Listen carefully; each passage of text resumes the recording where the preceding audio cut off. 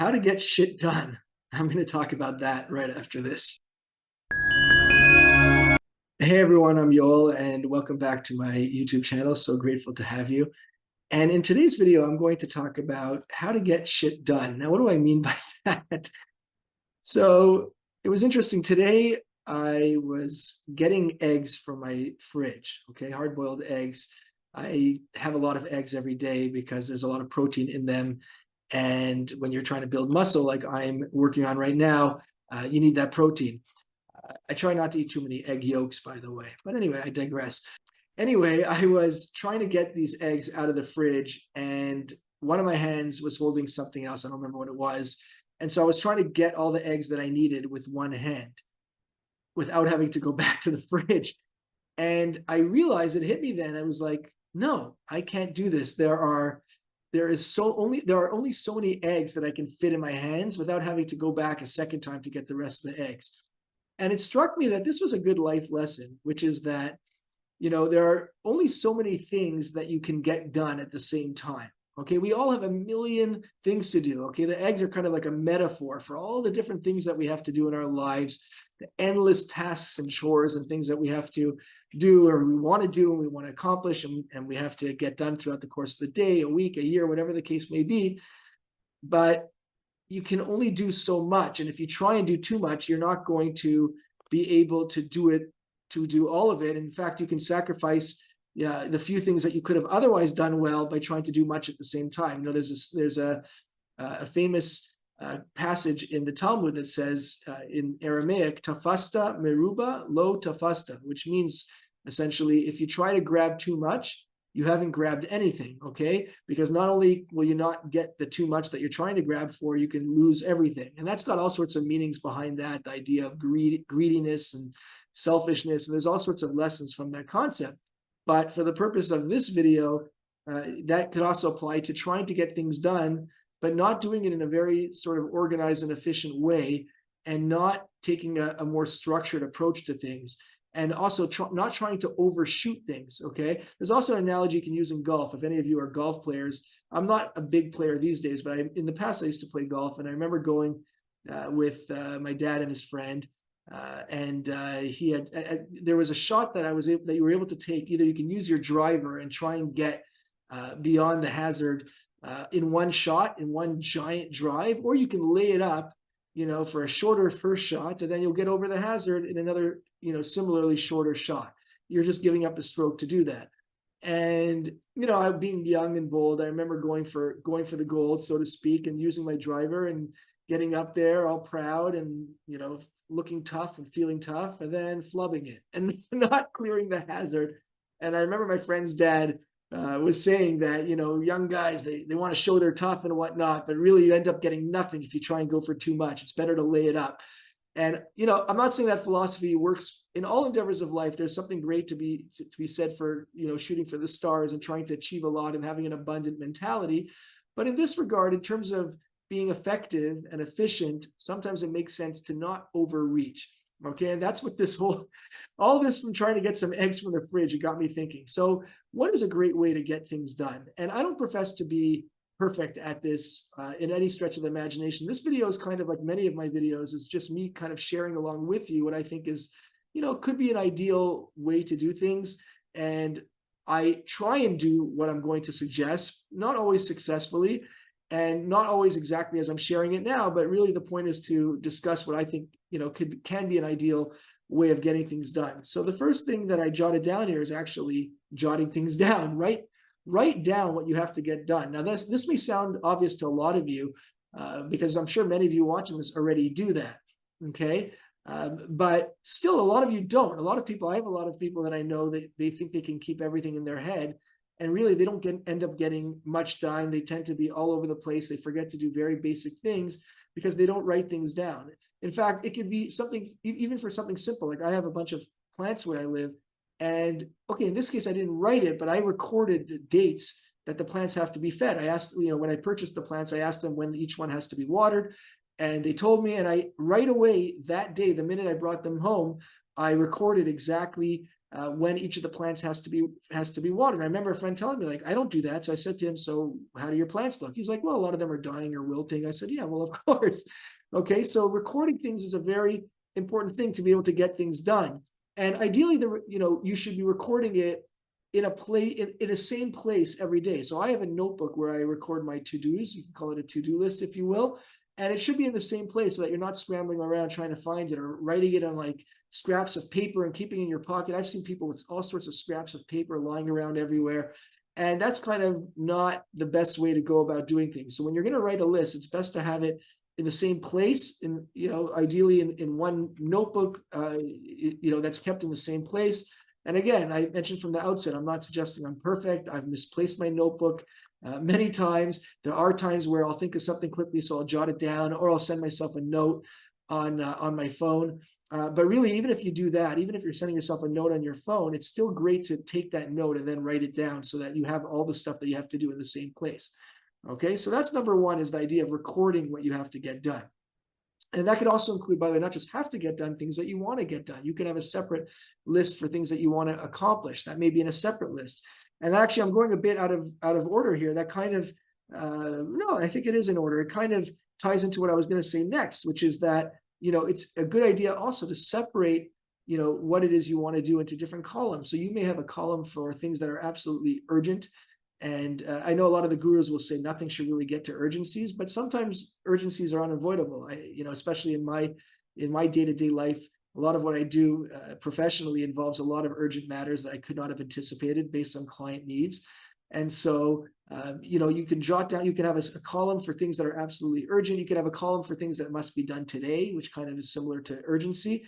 You can also have a column for things that you want to get done within the next week, for example. You can kind of assemble it or organize it in whatever way makes sense to you, as long as it's organized. And by the way, I'm saying writing down. I'm a bit old school traditional. I know a lot of you out there would be preferring to use like an Excel spreadsheet, and that's great. If you're more of a technological type of person and you like to use your computer more, or your cell phone, but you'll be checking it, that's fine. I'm not saying you have to handwrite things. I'm very old school, so I'll actually handwrite things. I find that it gets into my head a little better as well. I also handwrite notes when I read books, by the way. That's going to be a topic of a future video. So I'm very old school traditional. The fact that I'm even reading actual printed books as opposed to something on my Kindle, I'm very much of that generation. But again, however you do it, as long as there's a place where you can keep it. So even if you think of something that comes up and you send yourself a message to remember, it's still a good idea to put it into your master list, if you will, where your other to-dos are, and then to separate it by different headers, whether it's an urgent matter. I separate, I have a column for my business related things I have to get done, non-business related, administrative, and then you can also have a separate list for things that you want to achieve, to make sure that if you have any sort of things that you're aspiring to. So for me, for example, doing this YouTube channel is something that I want to achieve. I want to attach priority to and importance. Now you can say, well, if it's such a priority, I don't have to write it down. But by adding it to a list of things I want to get done, even if it's not the most urgent for what I'm doing every day, it keeps it in my consciousness, and that way I ensure to get to it and make time for it. A lot of these things involves creating time. So it's important that even if something isn't necessarily a work-related or something that you have to get done per se, but it's something you want to get done, to include a list even for those things that you desire to do, okay? Now, the other thing I jotted down here is that you may be asking, okay, so like, what do you do if you've started something, but it depends on somebody else?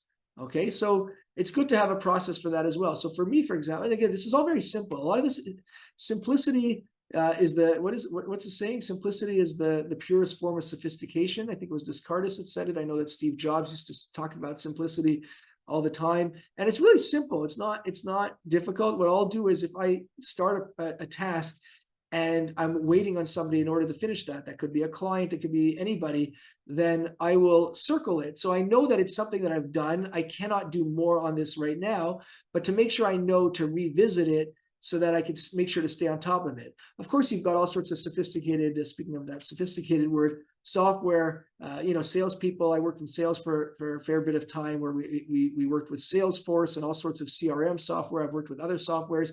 So there's a reason why you have these softwares, in order to stay organized. And again, those who are more technologically advanced than I am may be watching this and thinking there's so many better ways to do this with all sorts of apps and whatnot. That's great, as long as it helps you stay organized. I'm talking about more old school, keeping things simple. You have a task, you have a list of to-dos, you've got your different, you have it organized in different ways that help you, maintain priorities. And then when you know you've started something, you have it marked off so that you know if and when you have to visit something. Okay. And if you're doing this on your phone, you can set a reminder to check back on this task. Okay. But just kind of circling it allows you to know that you've started the task and that you're going to come back to it. Okay. Now, the other thing to bear in mind is that a lot of times when you're looking at one big master list, it can get very overwhelming, because you can look at that, if you kind of zoom out and you see like this big list of to-dos, it's like, oh, and it seems never ending because there's always things that are being added to it. Hopefully you're also taking things off the list, but there's always things that you're adding to it. So I kind of like to take like a bit of a tunnel vision approach. So you can have a look at the list as a whole, obviously, but then like zoom in on that one specific task that you want to get done. Even if you have like a list of 4 different things that may be of equal importance and priority, so do one of them. Don't keep looking at all those 4, like, oh, I got to do this, and that, and keep getting overwhelming. Just, zoom in, almost make it as if you don't have the other 3 to do, and do that one task. And by the way, a lot of times you'll see magically, once you start doing that task, you start doing the other and the other and the other. Another important thing, I actually didn't write this down, but it's coming to me, is to make sure to try and finish a task once you start it. It's very easy, especially these days with YouTube videos and whatnot, to get distracted. You start something and then it's like, oh my God, I got to do this. Oh, holy shit, I forgot to do this. And before you know it, you're in the middle of 5 different tasks. I'm definitely guilty of that a lot. But ideally speaking, it's best once you start a specific task and it is something that you can finish, try and finish it. Okay. It's always good to finish it before you move on to the next thing. That doesn't mean, I mentioned YouTube. You can have background music or videos playing that you can listen to while you work, whatever your method is, if it doesn't distract you. But the point is to really, once you start a task, to make sure to finish it. Okay. And something else that I jotted down here is to, at the end of the day, I always find it helpful, especially when I know I've been productive, is to sort of review the list. Again, if it's going to make you overwhelmed or feel overwhelmed, then don't do it. Because if it's going to stop you from being able to go to sleep or whatever, I'm not saying it's the last thing you do before you go to sleep, but maybe when you end your workday, just do a bit of a review. It's kind of sort of like an accounting, like, how did I spend my time today? And again, the purpose is not to beat yourself up if you found that you wasted a lot of time not doing much, but more just to kind of keep yourself accountable to that list of things that you have to get done. So always make sure to review that list. And as a corollary to that, when you've reviewed that list, make sure to always update it for the next day. Okay, you always want to keep that list updated. Now, and I say obviously, but it's not so obvious. I've been guilty of keeping the same list with all sorts of chicken scratch, and this is scratched out, and this is circled, semi-circled, there's an X through here, and I can't even read when I'm writing some of the time. So the best thing to do is to keep making fresh lists. And again, if you're using technology or software, this is going to be done automatically. But if you are old school and you're writing things down, then make sure to keep a fresh list. I would suggest every day, just to make sure it's kept fresh. If you're not into all the paper being used and cutting down trees or whatnot, then you can come up with a different methodology that you find works. But the point is to make sure to keep it fresh, so that you're not getting bogged down and confused by things that you may have written 4 days ago that you forgot to take off your list. Okay, so just to do a bit of a summary, what we talked about is how to get shit done. Number 1 that we talked about was the idea of writing things down. Okay, and again, that can mean recording it in your software, whatever the case is, but having it recorded somewhere, having that master list. We talked about separating, different columns or different headers based on priority, also including a list for something that may not be a task that you specifically have to get done, but things that you want to achieve.